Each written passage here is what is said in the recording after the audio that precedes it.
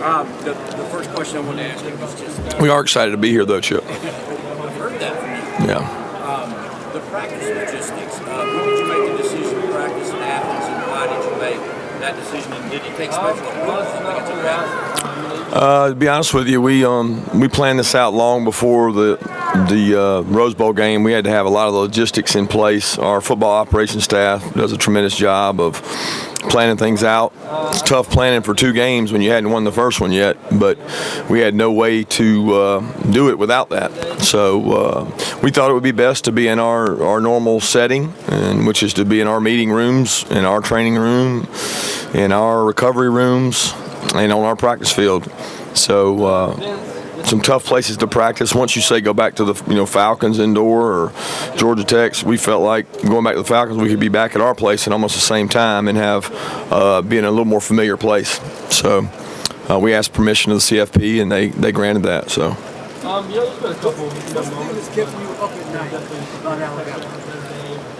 Kept me up at night. I sleep at night. Yeah, most people sleep at night, right? Why would we be any different? Well, there's some things you can't control. I don't control what Alabama does. Our focus is on us. Our focus and concentration is on being the best us we can be. We got a good football team. We've earned the right to be here. Alabama has a tremendous program. Nick's done a tremendous job with their program, which I was very fortunate to be a part of. They got a good team, so we're excited for our opportunity.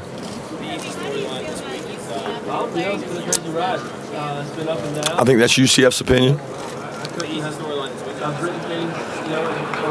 I can't hear you. One more time.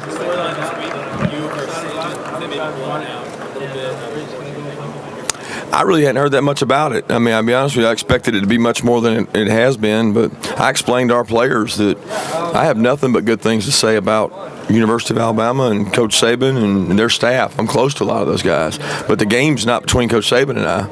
I'd like my chances playing against him in pickup basketball sometimes better than I would in a game possibly, because I know who he is. I know what he does. He knows everything that I do and that we do. There's a lot of similarities between the two programs. We're trying to be Georgia, and they're trying to be Alabama. That's the bottom line. It's not really about he and I. I have tremendous respect for him and everything he stands for, and he's been a great asset to my career. Honestly, they travel so well. A little more up tempo. They do a good job. They've been a little more physical. I feel like their offensive line's bigger.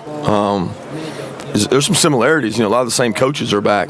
They also brought in quality control Dan Warner. They've got elements of Ole Miss in their offense. So they brought a lot of good parts, I think, that have helped Jalen expand his offensive system.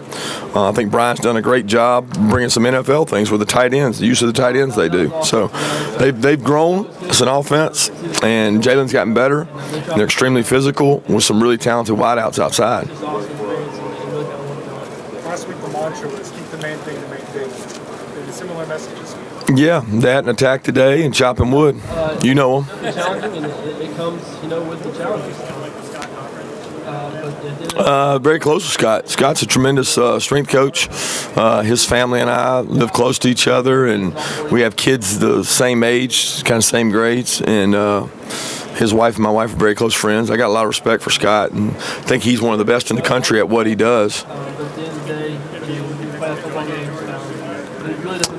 To be honest with you, that never was a big issue for me. I think Scott does a great job. I think the Scott we got has been probably the biggest blessing and asset for our program. He's been kind of the unknown secret to the fact that we've been very fortunate. When you look at injuries and how well you've been able to survive injuries and not have injuries, we've been really, really, really fortunate that we haven't had many injuries. And I think that's a credit to your strength and conditioning staff. And Scott Sinclair is by far and away the best in the country to me.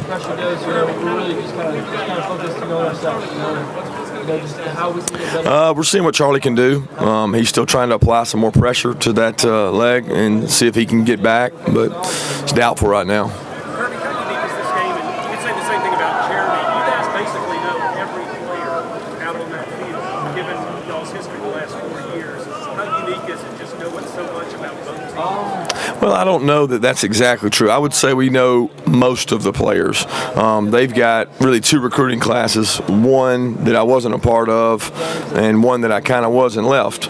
You know, it's the same way here. We've got seniors that are playing on defense that he didn't really have a hand in recruiting, so he came behind Todd. So there's some freshmen playing for us that he had no hand in. So when you look at it, there's probably the meat and potatoes that we both know, but there's a lot of alternative parts that neither one of us know. There's guys on their defense I had no idea about them. So. Coach, Jason's